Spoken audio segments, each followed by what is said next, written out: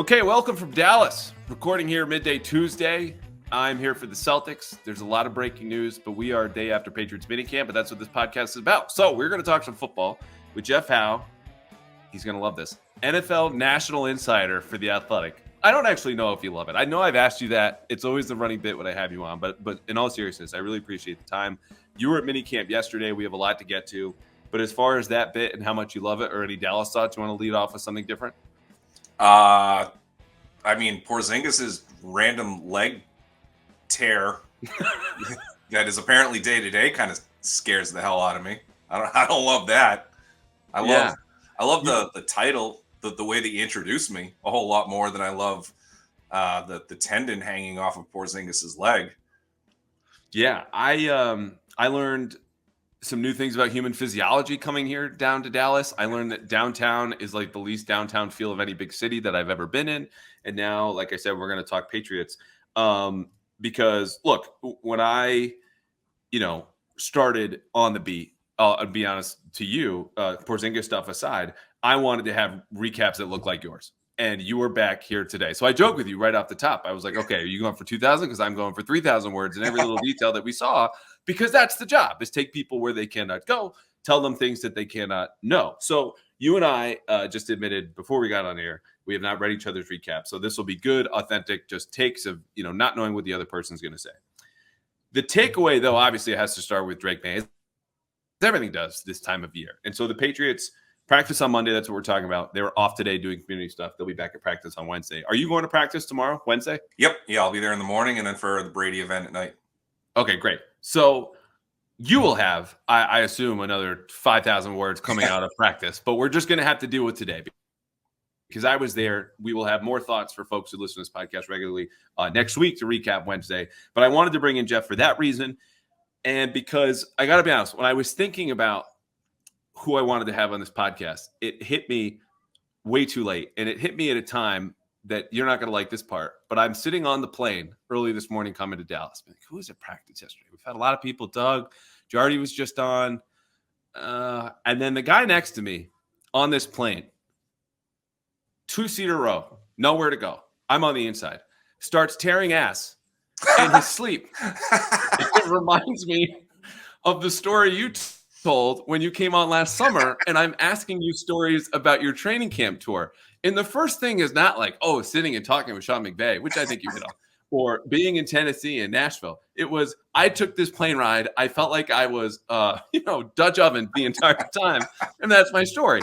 And I remember just having this sense of like, that sucks. But also, that was the decision, the story he told. Anyway, that happened to me. I said, let me text Jeff. He was there. He'll have as many notes as anybody. So welcome in again, I guess. I am happy that somebody else's farts could make you think of our common life experiences. Yeah, the dude was knocked out in a way that I am envious of because I don't sleep that well on planes. It's always like the head bobbing, slamming against the side of the window. He was just out, mouth open. Other things were open. It just was just a lot of this for the YouTube folks. Cover the nose with the shirt. And anyway, we're moving on. As promised, football. Okay, man. Here were the stats that I had, because this is, what we tweet, what we report, the things that we can show and tell you, even though they don't capture everything. They're not perfect. What is? In all team periods, 11 on 11s and 7 on 7s, completed 75% of his passes. He had 2 2-minute drills. Neither of them scored. But here's the thing. Jacoby Brissett was the only one who did score in these 2-minute drills, had 1 out of 7. It led to a field goal, and that was it. Dominant defensive day. Within 11 on 11s, Drake Maye was statistically better than Jacoby Brissett, 12 of 17, granted with 2 sacks, one of which ended his initial 2-minute drill. So that's the backdrop. That's the summary. Diving into something deeper than the cliff notes. A, do you think he had a good or great day? Because there were differing opinions on the beat. And whichever answer you choose, why was it not good, just good, or why was it not great? I would use encouraging more than either of those 2 words, but if I had to choose one, I would lean more toward good than great. I certainly would not characterize it as great, but there's a lot to that, and I thought he did a lot of things well. Like, and and for anybody who's listening who has not heard, like, I'm a big Drake Maye guy. I've been preaching his name since October and November. And I think this guy's potential is absolutely through the roof. So I want to make sure I preface it with that. But look, he's been practicing for less than a month. And with the veterans, even really less time than that. And you spread out those practices. He looks like a rookie, and he should look like a rookie. And I haven't been to Bears camp or Commanders camp, but I would be very surprised if either one of those guys is processing any quicker right now than Drake Maye is. There are going to be bumps, and they're expected, and that's going to happen. There were, I remember, or when I started, I'm kind of thinking back to some prior years' practice reports when everybody wanted to say, oh, check down Charlie about Mac Jones or whatever. I'm not comparing the two, but I'm getting into the process. Why was I jotting down the reason for these checkdowns? And I thought there were a lot of productive checkdowns in Mac Jones' practice career. Again, not comparing the two guys. I'm just kind of going through my own process of note-taking. I had 5 checkdowns for Drake Maye on Monday, and I thought they were all the results of just being sped up too fast and making a decision that he was like, you know what? I'm not seeing the field completely yet. I'm not progressing as quickly as I would like to. I'm going to the open guy. So those weren't necessarily productive checkdowns. There were other times when he held the ball a little too long because, again, he was taking a little too long to process. What I did like was when he was decisive, and it was probably when that first read was there. But when he was decisive, my goodness, he could rip the ball. I know it's not the ideal drill, but that 7-on-7 deep red zone drill when he went 4 of 4 was outstanding. And eventually those are going to bleed into the 11-on-11 drills. The other part too is, to be fair, he was playing behind what I believe, you can say this better than I can, was largely a backup offensive line. So I thought there was a lot more pressure in his face than Jacoby had gotten. But look, I liked a lot of what he did. I know we're going to get into more of that eventually. But what held him back was the processing speed. But I would expect slow processing speed for any quarterback at this point in the year. You mentioned that offensive line, and that is key context, which if we're zooming out, going back to Drake Maye, he, again, for the folks who don't know, took second quarterback reps behind Jacoby Brissett because this became a thing in May, going, oh my God, why is he number 3? I talked about this before. I don't care about the order. I care about the total number of reps. Those also went as follows. Jacoby Brissett, 30, Drake Maye, 29. Bailey Zappi, I think, was 14, and Joe Milton had 6 because Bailey Zappi's first 2-minute drill was 1 play long, and it went in the wrong direction because he threw a pick 6 to Kyle Duggar. So the offensive line, though, he being the second quarterback, you're working with the second offensive line for a team that has a bad offensive line talent-wise. You're going to work with players like the following. Calvin Anderson was his left tackle. Michael Jordan was his left guard. Nick Leverett / Antonio Mafi, who did not play center at all, I don't know about Leverett, were sending him snaps. Layden Robinson, 4th-round rookie at right guard. And then Caden Wallace, who's back at right tackle, and we'll get into more offensive line stuff anyway. But I'm glad you brought up the checkdowns because the way I captured it in my practice report was he looked like, to me, a seasoned backup, right? He did the simple things well. He didn't turn the ball over. He found those checkdowns. He had outlets versus pressure, a nice scramble up the middle, and I think the first or second period. I don't want to see a ton of scrambles. But you know what I don't want to see right now? I don't need any of the no-look throws. I don't need the cross-field bombs. I don't need the highlights. I know that's in there. What I don't know is a little bit of what he showed. Boring, move the ball, and keep it football with some of those progressions. Checkdowns are fine. I didn't know what that would look like until he got in here. If I wanted to see the highlights, I would just watch the UNC tape. So I'm with you. I think this was encouraging. It was not a great day full of highlights, but it was a good day just on those boring areas that he hits. I want to see boring until we really get into game action. I know he's got his answers against pressure because we talk about, oh, can you put him in too early? Yes, you can. But if he knows where to go with the ball when he's got pressure in his face, that's either going to physically harm him or ruin his confidence, then he can get around that. If he doesn't, that's when you're in danger. Yeah, I mean, I can think of, I believe it was to Juju, immediate pressure off the right tackle, and he was able to basically get the ball out short of contact, and it was just a quick slant to Juju. But being able to make that quick read was important. There was a ton of pressure in his face. Off the top of my head, I want to say 4 of the 5 checkdowns were extremely premature or just, not the best play. Not a negative play. So yes, there is something to be said for that. but one of them was probably too much pressure in his face, so we got rid of it. That would be more along the lines of a good play or a good check down, a productive check down. So yeah, but like you can see him kind of mentally working through things. But I expected that. Like if he came out and was processing things, then all of a sudden it was like, oh my goodness, like you could see him go to his third read and then he delivered that with confidence. Then we'd be sitting here and talking like irresponsibly, but like putting him in Canton. But that's, you got to take all this stuff with a grain of salt because of it's month one for him. Are you ready to win this offseason? Like a long Drake Maye touchdown pass down the sideline, 7-on-7s, maybe OTAs, could be minicamp. Well, we're going to go from the field to the court to your phone because PrizePicks is stepping up its game as America's #1 fantasy sports app with over 5 million active members ahead of the finals, because the finals mean more on PrizePicks, and so do the star players.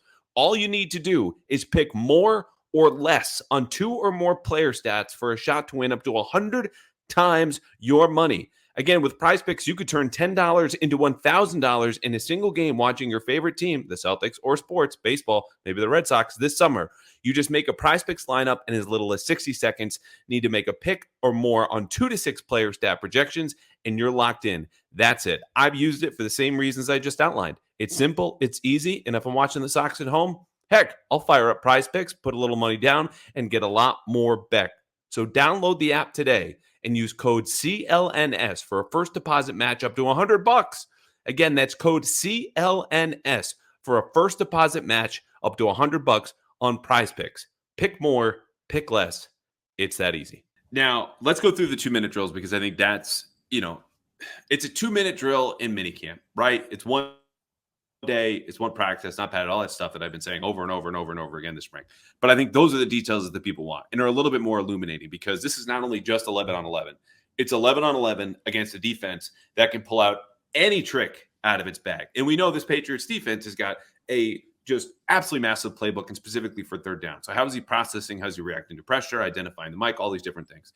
And Jacoby Brissett, as I mentioned, led one to a field goal. His other 2-minute drill was 5 plays, ended in a sack. No good. Drake Maye started with a check down. And I had this as possibly a sack. Then he hits Juju, I think, on that slant that you were talking about. Incompletion, throwaway downfield. Jalen Reagor on a shallow cross at around midfield. Then a little bit of trouble. It was Jalen Reagor incomplete down the sideline on a go route. He has another drag route, this time to LaMichael Petway. Clock is running. He hits Antonio Gibson to get a couple more yards, again, just across midfield, and then takes a sack. And what was, an incompletion to Kayshon Boutte, where I don't think he felt the pressure. After that, this was a shorter drive. Check down to JaMychal Hasty. He had an incompletion to Juju versus Isaiah Bolden, who got a pass breakup. There was a deep crosser he found Jalen Polk on, which I got to be honest, I don't remember a ton about that play. I know it was a really nice throw, his best, I think, of the 2-minute drill. And then he took a sack, and then he found Juju down the seam. The problem with that was there were 2 seconds left on the clock. You can't throw it in bounds. And Kyle Duggar would have taken Juju's head off and walked it off the field like the pick six that he had if he had been allowed to tackle him in bounds, which is why they blew the whistle. The drive was dead. From those 2-minute drills, what stood out aside from the check down steal? Yeah, that over route, I believe, was by the right sideline and was one of his better throws of the day. I was actually we should have conferred on this one because I was curious why that one got blown dead. I couldn't tell if it was a sack or not, but like you said, either way, that long seam route was it to Juju. Yeah, he absolutely would have gotten lit up by the safety. So that's one of those where I'm sure Juju and Drake Maye are going to have a conversation after the film and say, please don't do that on Sunday to me. Those are high pressure, prideful periods where the offense and the defense are competing like crazy. So there's a lot of pressure. Those are, I would venture to guess, the most valuable periods of practice for the coaches, and it gives the guys in the locker room a lot of ammo to go at each other after practice to say who won those periods. The defense very clearly did. I think it was sort of an encapsulation of where the offense is as a whole. They're behind the defense. And part of that is there should be some nervousness there because this is a passing camp. They are set up to be conducive to offensive success. The other part where you just say, well, it's just so early in the process with a new coaching staff and a completely different quarterback room, so you're going to expect some of these growing pains against an experienced defense with a defensive-minded head coach who has a lot of experience running that exact same group. So, you take some of the good with the bad, and you just sort of understand it. One thing I did write today in my quarterback breakdown was that the big thing for me, I don't want to, take too much time on this topic for you because it's looking a lot further ahead, but like I would expect Jacoby Brissett to be the starter going into training camp. I don't care about that. What I really want to see is what week 3 looks like. When the pads are on and everything's a lot more difficult and Drake Maye has a chance to put all these days together and develop some consistency. That's when you really want to see him catch or surpass Jacoby Brissett. You're talking like August 15th, right around there. You're going to start to get some joint practices thrown in the mix.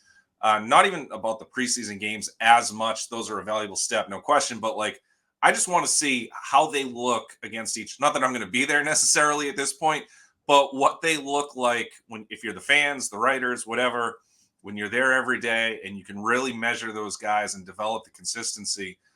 That's when it's really most important to me. It's not about week 1 of training camp or anything like that. Or even honestly, like we're sitting here, going through every single one of his throws in day 1 of minicamp. Like there's some necessary context there too. Like I always used to point out during OTAs, there'd be 10 on the schedule. We would see 3. A guy could be outstanding in 70% or terrible in 77 of those 10 that are close to the media. And the reverse in the 3 that are open to the media, and we're all of a sudden making a little too much of that. Similar, that's why I always like minicamp because we wouldn't make too much of anything we hear in the media, would we, Jeff? We would never do that. But minicamp is usually a chance to see a couple of practices in a row, a little bit of a non-traditional breakup in the middle of this one, but the consistency for stuff like this is important. So you just want to see some of what we take what we saw Monday and try to figure out if the coaches saw the same thing and how they react to divvying up the practice reps on Wednesday and whether some trends develop, because the trends in these settings are more important than anything. You're absolutely right. And that leads me to the last question about Drake Maye, which we will not answer right away, but it continues what you're just hitting on here. And the question is, what can we say with certainty right now, June 11th, about Drake Maye? Spoiler alert, I'm going to say not much, right? Yeah. But because if anyone is certain right now about Drake Maye, when he's going to start, how he's going to look, how good he'll be in the National Football League, and again, I'm serious because I said it and spelled it out, not just NFL. I don't want to hear from them right now. No one knows. The Patriots don't know. Judon Mayo was asked a question yesterday about the kickoff rule and all these different teams that are planning, you're going to have a safety actually kick off because he needs to be a good tackler, and you really don't want Chad Riley there as your last line of defense. And he said flatly, I don't know. And in the previous regime, that would be a deflection. Of course, Bill had spent all that time thinking about it. I'm open to the possibility Judon was just deflecting, but I think he's being authentic. And I know he's being authentic when he's asked about Drake Maye and says, we'll have to find out, because the trends you talked about, the consistency, doesn't happen in May. It doesn't happen in June. It's late July. It's all of August. It's early September. Practice after practice after practice in pads and the preseason. They don't know how he's going to react. So it is fun to be like, week 7, he's going to make his debut in London. That's what's going to happen. And start to build these scenarios. We don't know. Drake Maye doesn't know. Judon Mayo doesn't know. So I don't want to spend time on that. And it's a great point that you make of like, the truth is in the trends. That goes for all of training camp, but especially the players you know the least about, which is going to be Drake Maye. It's going to be the rookies. It just makes for boring radio, TV, and podcasts to be like, damn it, I don't know. Because, well, then why would anyone listen? But that's why we have you on, and we start with stories about farting. I'll pick 3 plays that stood out and try to go off of that. One was the scramble that he had, I think, in the second team period. Maybe it was the first team, whatever it was, very early. And like you said, you don't want to see scrambling from the quarterback in this setting. But I thought that was interesting because he quickly or immediately identified man coverage, and the middle of the field just parted like the Red Sea. And he was, it's tough from our angle, I would say 15, 20 yards downfield. And all of a sudden he's one-on-one with a safety. And you would just love to see how that would have played out in a live situation, because that could have been like a 60-yard touchdown run. Maybe it's a 20-yard gain. Either way, it's a good play because you've got a big physical quarterback who we know can run the ball, and saw something that he liked and he took advantage of it. So that was a good play.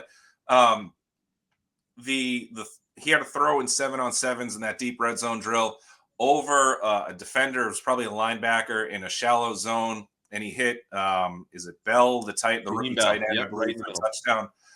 Yeah, I mean, arcing over a leaping defender into the back part of the end zone, and that was just a really good example of identifying where he was going and making an outstanding throw. And not, I'm not as regular of an attendee in Foxborough as I used to be, but I haven't seen a throw like that at Gillette Stadium in quite a while. So now let's stay there, because I think just really quickly, those two plays that you mentioned, and again, we don't know anything yet. We're going to need to see this over and over again to have trends, not just a single example. But the first one was obviously about his reaction athleticism. Second reaction, right? You drop back, you see the field. What are you going to do next? What's your second reaction? Sometimes it's extending plays. Other times it's scrambling. And again, I don't want to see young quarterbacks scramble a whole lot in minicamp, but he recognized exactly what was happening. You saw the takeoff speed in a way that goes, oh, they haven't had anyone who can do that playing quarterback. I mean, I would say you could go back to Cam Newton, is a little bit more dynamic than the past his prime Cam Newton that the Patriots got. Yeah. So that's new to this. Second part is the arm talent that you just hit on. Like, we're going to notice these things. I think people will once they get to training camp in the preseason. That's different from Mac Jones, even to a degree, late stage Tom Brady, that Drake Maye has. And that's why it's a new ball game as much as the new offense and offensive coordinator. How they're going to play and how he's going to play from the quarterback position will feel very, very different. Yeah, absolutely. And another play, actually two more. One I'll do quickly. I was later in the practice. They were coming in our direction. So it's probably one of those 2-minute drills, but like quick pressure in the pocket. He stepped up and delivered a throw with confidence. It was complete. I can't remember to who. I believe it was toward the left side of the field, but so much emphasis on his footwork. He had really good footwork, pocket presence, and an understanding of where his open guy was going to be. So that was, again, like I'm sitting here criticizing him for his slow processing speed, but it wasn't on every single play. So there were times when he absolutely was able to get away from it, or get away with it. And then there was another play. It was an incompletion, but it stood out to me. It was during 7-on-7s, and he had an over-under concept, and the under going to his left, so our right, was wide open immediately. And I remember thinking to myself, okay, that's an easy completion, catch and run, going to be a good play. And it was almost like as Drake Maye looked at it, he saw there was, I don't remember if it was a linebacker or a safety playing up, was kind of creeping toward where that receiver was going to get open. And that was probably going to be, if not a batted pass, an interception. And Maye completely broke off it, and he went to the over route to the right side of the field, and it was incomplete. I don't remember if it was good coverage or a bad throw or whatever it was. I think it was more good coverage. It was a drop. Oh, it was a drop. Okay. So just to jump in this, because it was a deep cross from Michael Petway, the tight end, who had a linebacker right underneath him and a safety converging. So this is a kind of second, third level throws. I mean, it was middle-ish of the field, going right hash, and he layered it in. That you're going, again, talk about different ways that the Patriots are going to experience a quarterback and quarterback play this entire season. That throw is it. That was my favorite throw. It was an incompletion, like you said, dropped by Michael Petway, who also had a huge touchdown grab. But it was, I missed the processing part, so I'm glad you brought that up, missing the underneath route, because the deep over was just pinpoint. Yeah, and I liked that because it shows that, again, backing up, I don't want to keep repeating myself, but like the slow processing speed, which is expected, but he processed that in the exact time that you would want him to. And if it was a mistake that he's going to make plenty of mistakes like that in training camp. But he avoided that one. And I thought, tip of the hat to him for getting out of what was going to be very realistically a bad play and turning it into what was, an incompletion because of a drop. But I thought he deserved a lot of credit for checking out of that. Yeah. And for the folks who, might be listening to me saying, oh, I missed this, and you didn't realize that. There are 22 people on the field. Early instances, we're looking at who's the offensive line combination, who is that guard. Oh, they just swapped him out. Mike Onwenu's playing right tackle for some of Jacoby Brissett's drives. Then he's at right guard. Why are they doing that? Who's in his place? Who's on the sideline? Is someone injured? There's a lot going on in training camp. It's not to excuse us, But a lot of times, your favorite reporters, whether they're on this podcast or not, are asking other ones, hey, what did you have on this? Just to double check. So it's not that we're not paying attention. It's just like any football game. It's just a practice. There's a lot to take in. Let's end on quickly the question that I mentioned and teased earlier. What can we definitively say about Drake Maye? Understanding this is not going to be much, but something you know now. This is my favorite question to players and coaches this time of year. What do you know now, and this goes to you, that we didn't know at the start of OTAs, mid-April, or obviously in May's case, early May? That's a hard one for me to answer just because I'm not there every day. Because what I liked was that he completed, let's see, I think you said 75%. I think I had 76%. I would venture to guess the discrepancy there is because maybe you or I counted plays that got blown dead or called as sacks and one of us kept them or whatever. I going back basically 10 years, so a large sample size, Tom Brady was usually between 70 and 75% in this type of setting. So I've always set the bar at, like, you want to be in that window. That doesn't mean you're going to complete 70 to 75% in the regular season, but given everything that we've said and the constructive criticism about eventually that processing speed is going to come, eventually, you don't give them all the points for the checkdowns that kind of boost those numbers. But for a guy who is still learning, and again, it's one practice. I'm talking 70 to 75% over the course of an entire stretch of practices. Oh, a whole training camp. That's where those numbers come from. Yeah. Training camp is usually closer to 70%. If you can get between like 68 and 72, that's pretty good. Minicamp more often, or OTAs and minicamp between 70 and 75. You want it on the higher side of that. So in a one-off setting, that's a really good number to be at while you're still very clearly working through some natural inexperience. Okay. I would say this again, we don't know anything, but what we can say is what we've heard and seen. And what we've heard from teammates is consistently he's asking the right questions. Rod Mayo stumbling into him, in the quarterback room alone, and it's a beautiful picture to paint. The exact thing you would want to say as a head coach. I'm not saying it was contrived in a PR meeting before they got to the microphone, but if they were to paint the picture, did not happen. That's something everyone is going to love and can picture in their head. But whether it's KJ Osborne saying Drake came up to me about a route adjustment when I was working with Jacoby Brissett in an OTA practice a couple weeks ago, or it's his offensive lineman or Rhamondre Stevenson, they're all saying the same things. That I don't think is at all contrived. So for a kid who, yes, is still 21, yes, is still picking up a new system and learning how to process an NFL speed, it seems that his work ethic, in addition to his talent, which was evident in college, is real. How far does that carry him will depend on context, his teammates, the coaches, obviously. But for Drake Maye, it seems like he's going to reach the maximum potential that he can have on his part. At least, again, we don't know, but that's encouraging to me. This is not a guy who has stalled out in OTAs and minicamp, or B, received anything less than glowing endorsements, which matches up with what I'm seeing. Again, it's in the practice stats, it's in just the plays that we just cited, and it's afterward in the press conference. It's just all aligned. It's going in one direction, and that direction says he's getting better. And again, we don't know where that's going to go or how much better he's going to be, but that's what we know, and that's encouraging. Your word at the top. Not good, not great, encouraging. There we go. We've reached common ground. I said Rhamondre Stevenson.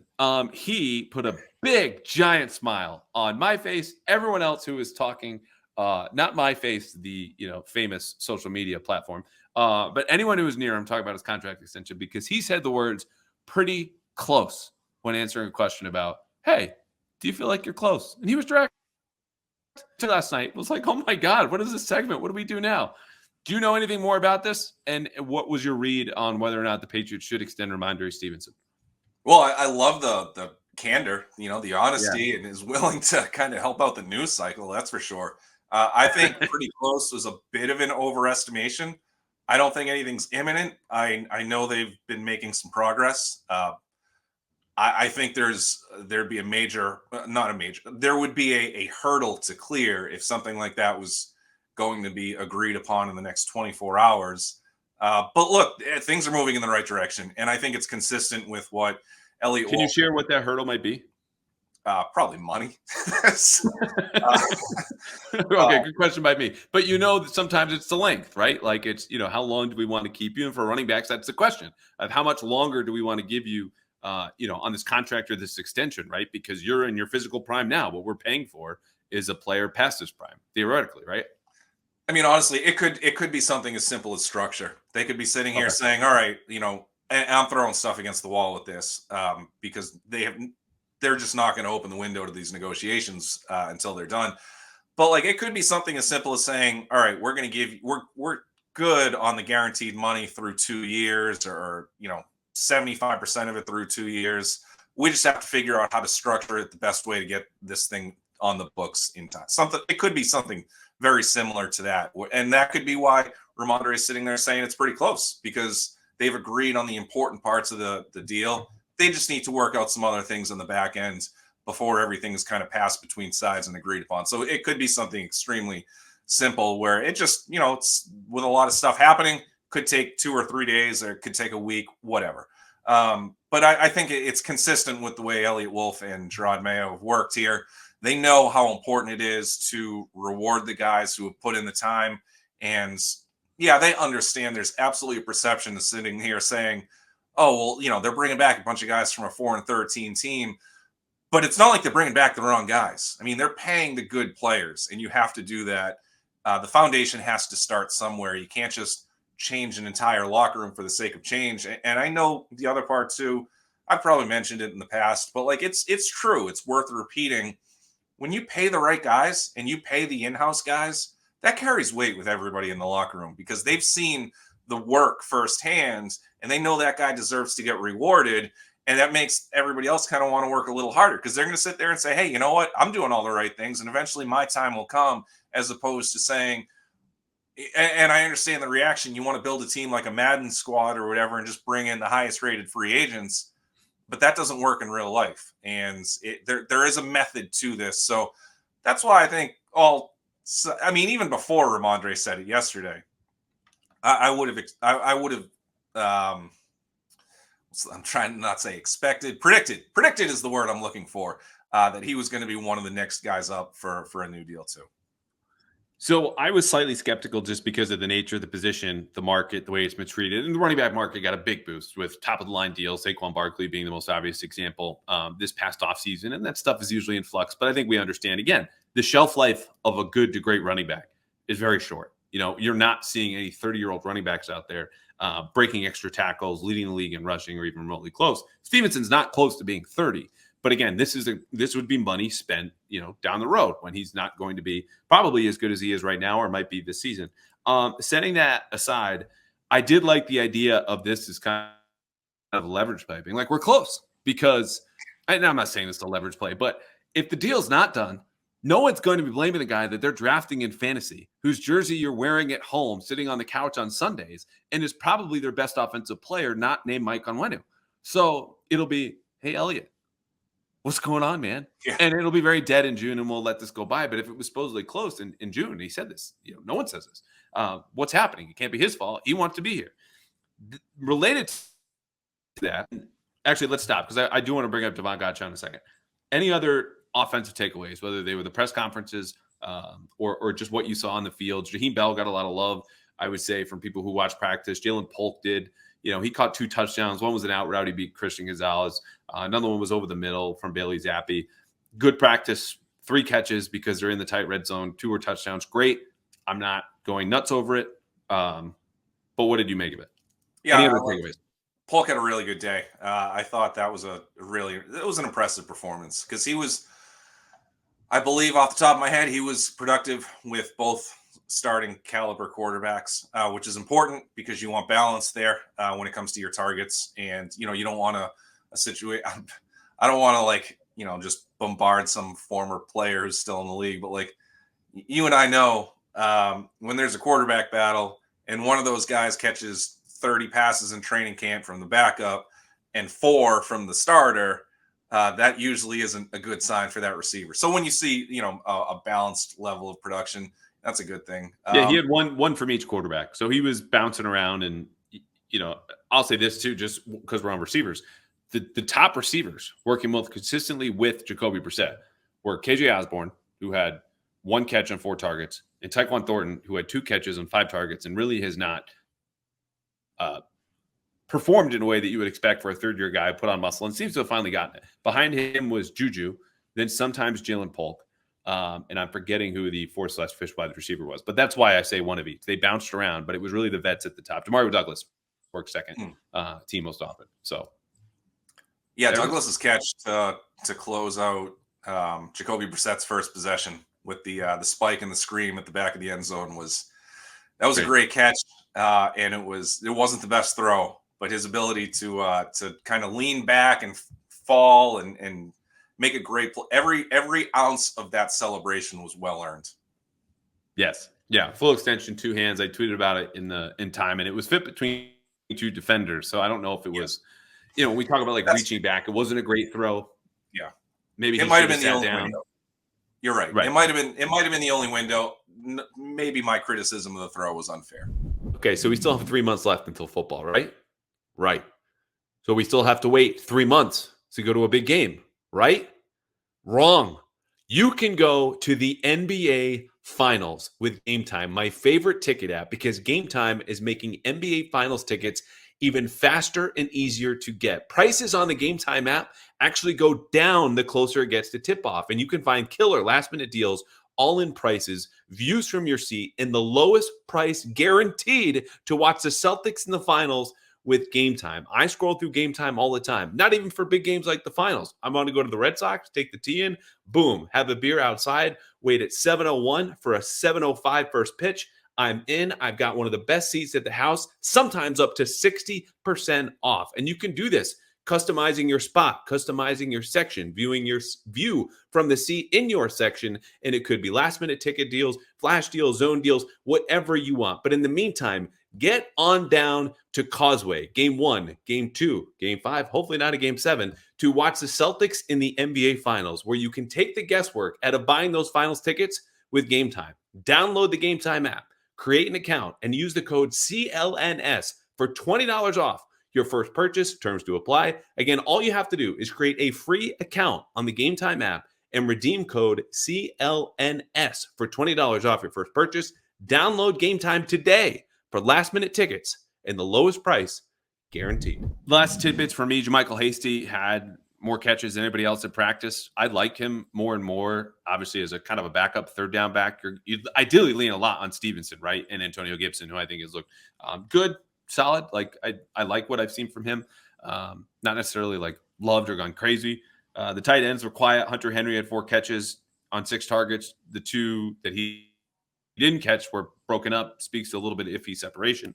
Austin Hooper had a lot of overthrows in his direction. Jaheim Bell we mentioned, but I just need to see more from him, and especially with pads on. We can all go crazy about these rookies, but this is Trey Nixon season, as you once reminded me. You didn't put it like that. You were kinder about it, but it was like, I want to see what the guy looks like with pads on. He's got speed. He should look good.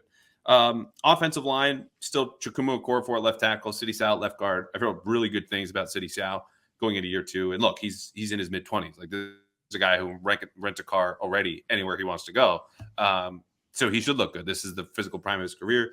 David Andrews, I mentioned, backed up by Antonio Mafi, Nick Leverett, and, right guard was Mike Onwenu and Nick Leverett, and then Caden Wallace at right tackle, who I don't love the right tackle reps for Caden Wallace. If that's a dude who might be your left tackle in case Okorafor doesn't work out and he's just at his old college position, I probably would try to keep him there and then flex Calvin Anderson in and out, Badarian Lowe, but am I making too much of that? No. I do remember Isaiah Wynn's rookie minicamp when they had Trent Brown at left tackle and Wynn at left guard. And it was like, oh, maybe that's the direction they're heading. And I can't remember how they started the season. They both played tackle. I can't remember which sides they were on. But this is the time, like Mayo said it before practice, this is the time to kind of see where guys fit, and maybe you can measure up their footwork and see if that's a side that they can handle or a space that they can handle, depending if they move in or out or whatever. But no, I mean, there's if it's training camp and the pads are on and they're working on the running game and they're still kind of mixing and matching quite a bit, then I would heighten the alarm bells. Yeah, I just want him to get more run at left tackle. Like if he's really in the mix there. Maybe he's not. Maybe they just said Chukwuma Okorafor looks great. He's going to be our left tackle, and that's that. And Calvin Anderson's the backup. I don't know. Calvin Anderson has played on the left side. I would just want to give Wallace a little bit more run because they were so in transition. Why is he still a right tackle? Let's pivot to defense. I would assume because of how much time he spent watching Drake Maye in the offense, there wasn't as much invested on this side of the ball, and there were some notable absences. Josh Uche, for reasons unknown, Sione Takitaki, Jelani Tavai, are dealing with injuries seemingly. Other injuries we should mention, Javon Baker didn't participate. Marcellus Dial, 6th-round corner, didn't participate. Jonathan Jones also hung out to the side, not a whole lot from him.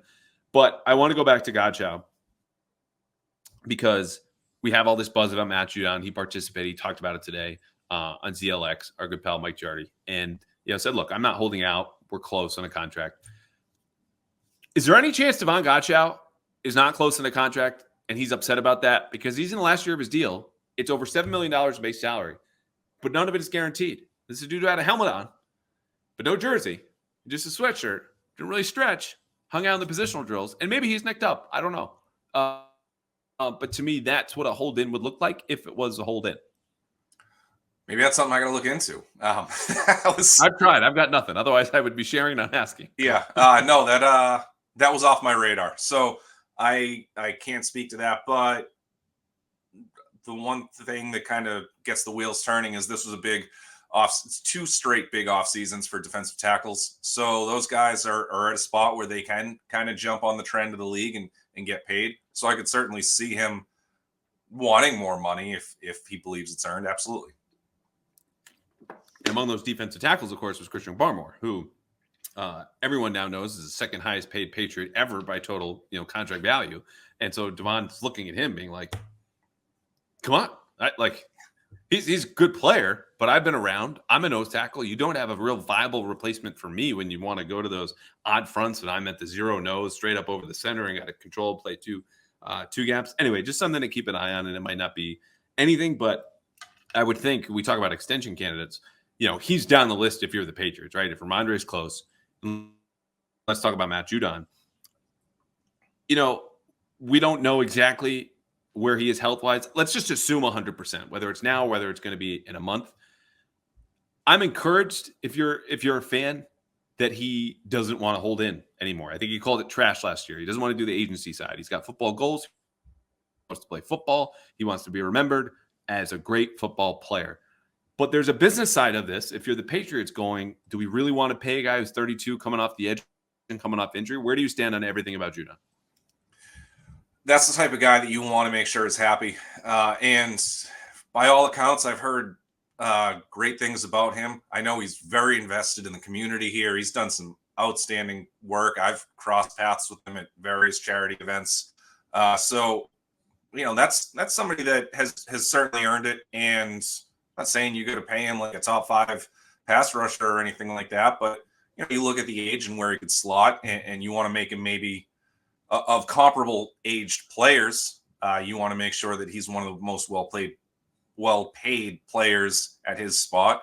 I also thought it was interesting. I think another way he used to describe the hold-in situation was like a temper tantrum or whatever. But I don't know. I mean, I've never encountered like a real issue with the way that he's conducted his business. I think he has done it at a professional level, and I would be surprised if the Patriots let something like this spiral out of control. Okay. I don't think it'll happen either. And the thing we also need to all keep in mind, given we only talked about it most of this offseason, they still lead the NFL in cap space. Believe me, that's not lost on Matt Judon, Rhamondre Stevenson, Devon Godchow, and all of their respective agents. So they've got the money. They need to spend it. They've made clear they want to extend guys. They've extended guys. So for everyone else to go, hey, where's my money? Totally legitimate. It's just about how much and for how long. The chief obstacles, as we've just uncovered in contract negotiations 10 minutes ago. We'll come back to June in a second with a mailbag question. Anything else had your attention, though, on defense? I have a couple things here, but I'm curious, you jumping in day one after a few weeks away, what had your eye? Christian Gonzalez stood out. He didn't have a perfect day. Like you said earlier, he got beat on a touchdown. I wonder if that was a type of play where if he were able to play with more physicality, he would have not allowed such a free release on that out route in the end zone. I mean, he gave up probably 3 catches. So not a, was it 4? Okay. Yeah. So not a Stephon Gilmore in 2019 type of camp, but I thought he had a good day. And what I like is the range, the how smooth he looks.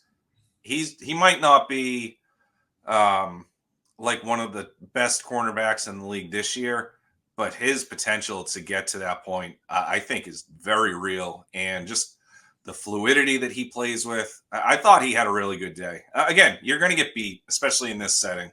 And Stephon Gilmore and Darrelle Revis a few years before him had the two most dominant camps from a cornerback I've ever seen, and it's not even close. So these shutouts, I think you have to appreciate them when they have them. He didn't have a shutout, of course, but I like the physical tools. I think he's the real deal.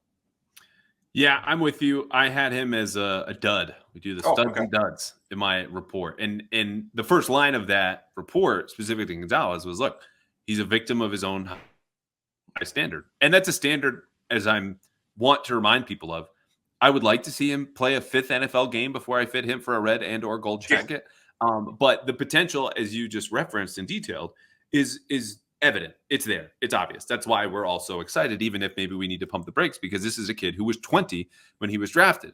Specific to Monday, he did allow 4 catches and 5 targets, broke up the other one. He ran consistently with the ones. He can guard all types of receivers. You know, I'm not going to be up in arms or even lifting a finger over this one day, but I'm going to write it down because this is what happened. And he's a guy I would expect to have been better than 4 or 5.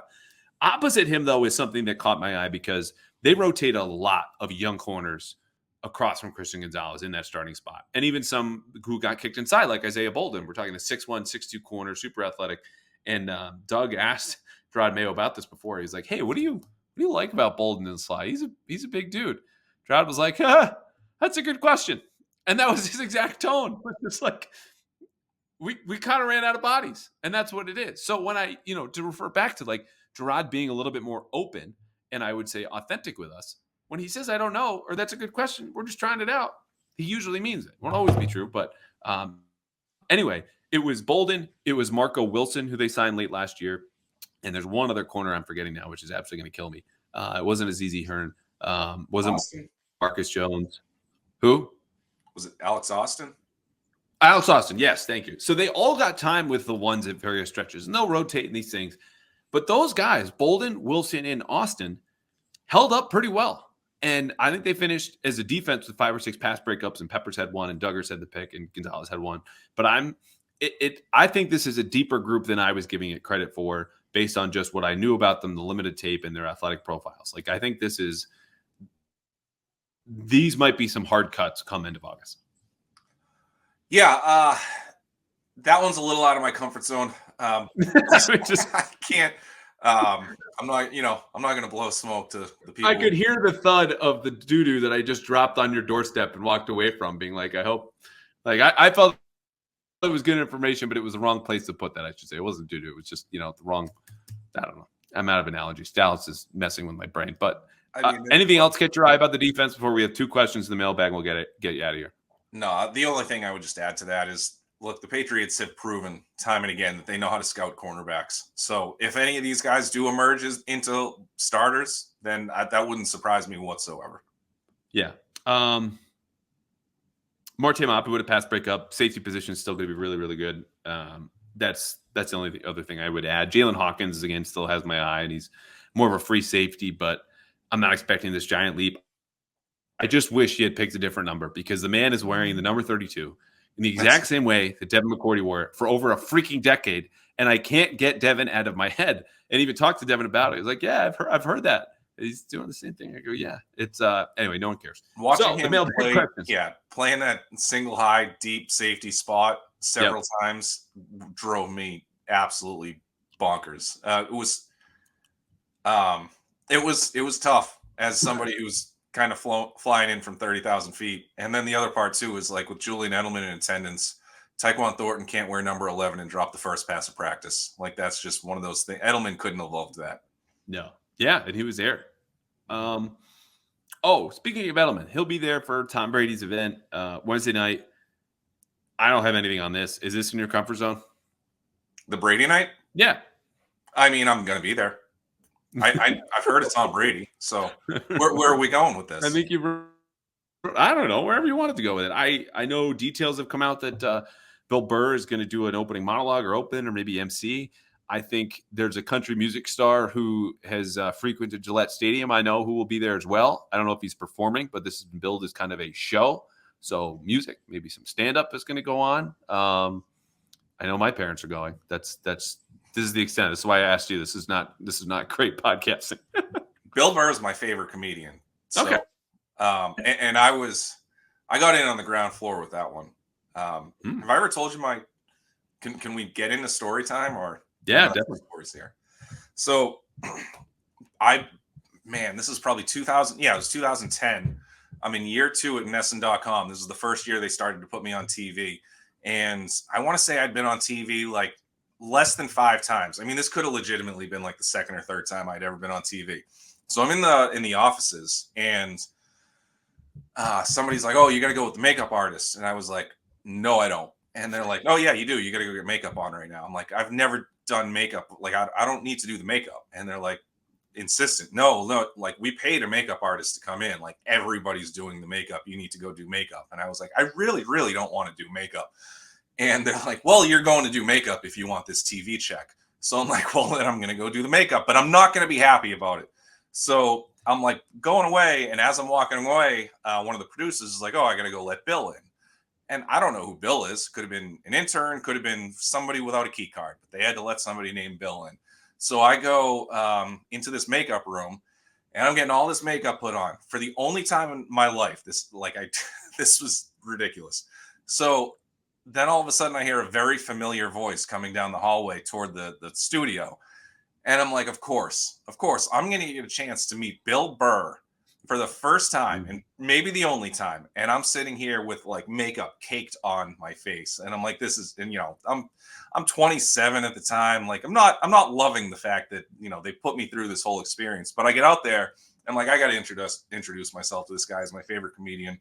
And I'm in my own head, of course, as anybody that young would be. And he couldn't have been nicer. I was ready to get like roasted for wearing makeup.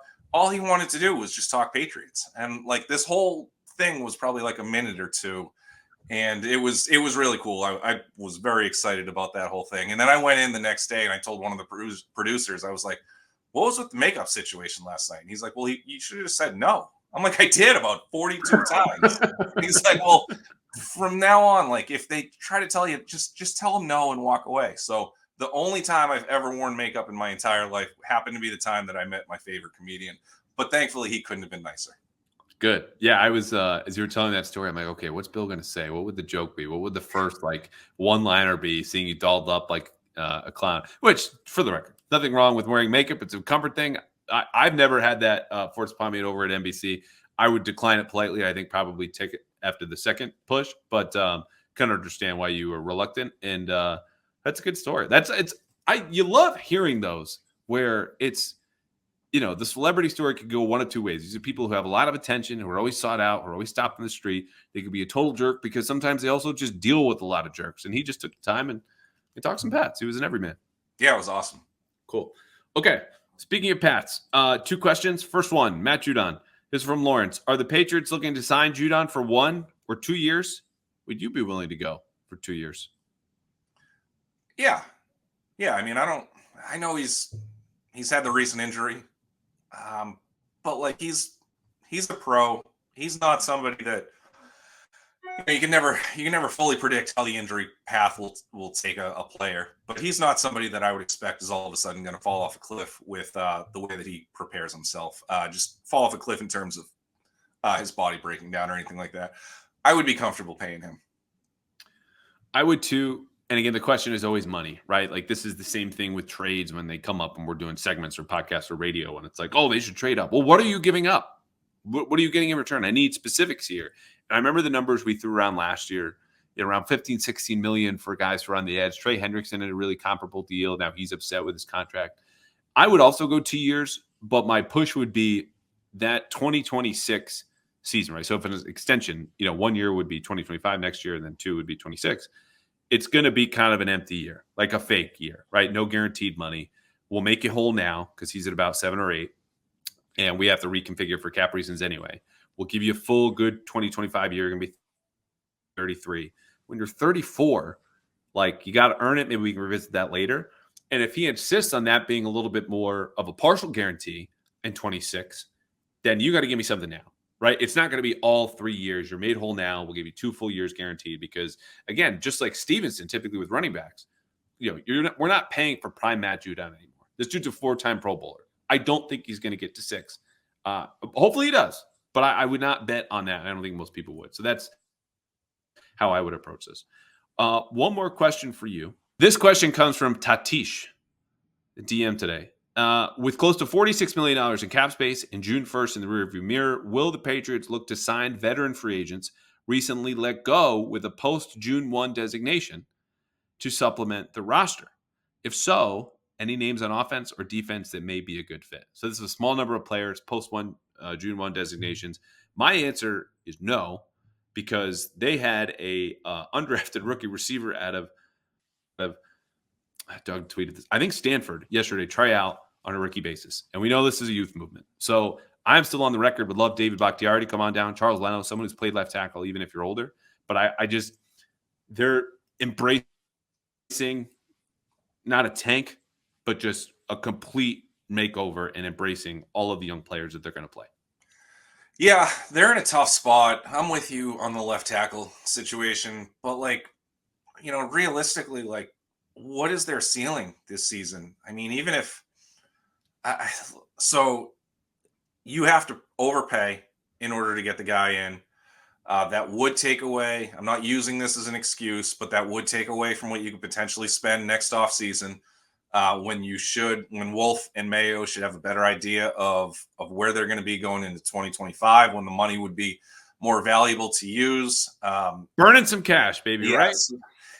You have to be cognizant of the process. And, if all of a sudden a game-breaking receiver gets cut loose or becomes available and you have a chance to really make your offense more dynamic over the next 3 or 4 years by giving away a big contract. And again, that's probably a bad example, because what guy is going to get cut loose at this stage who can offer that? But I mean, usually you're going to see a lot of those guys just take less money for a 1-year deal to go to try to, knock off the Chiefs or something like that. I mean, and realistically, you don't see that happening in Foxborough in 24. Yeah, and there are some good names out there, and we could parse through and go through them, like this, and I could DM him more and explain why. But I just think this isn't an answer that goes case by case, right? Why do you add this receiver? Why do you add that offensive tackle? The broad answer covers all of them, and the broad answer is they're going to play the young guys to develop them, draft and develop. Elliott Wolf told us this at the Combine. They followed through in free agency. They did so in the draft. He's told you his plan. They executed it, from the quarterback and how they handled that, as you reported around the Combine as well. So that's what they're doing. And so the tie is going to go to the young kid, and they're going to deal with the growing pains. And honestly, they have the latitude and the time to do that. So this is now what they're going to do. I think it's the right time for it. Again, it's going to be a lot of pain, but that's why you're not going to see them import all these veterans, no matter who you want to name, because the goal isn't to win now. It's to lay the foundation, speed, and develop and grow. And it's going to be a rough one. Patriots have the second toughest schedule in the league. Yeah. The year after having the toughest. I think they will have somewhere along the lines a big upset in a way that we have not seen. Their only hallmark win over the last 5 years was 4 years was Buffalo last year at home, and that was in late October. And before that, they beat the Ravens in 20 in a rainstorm that Bill may or may not have conjured or set up right as the Ravens were trying to drive down a 2-minute drill at the end.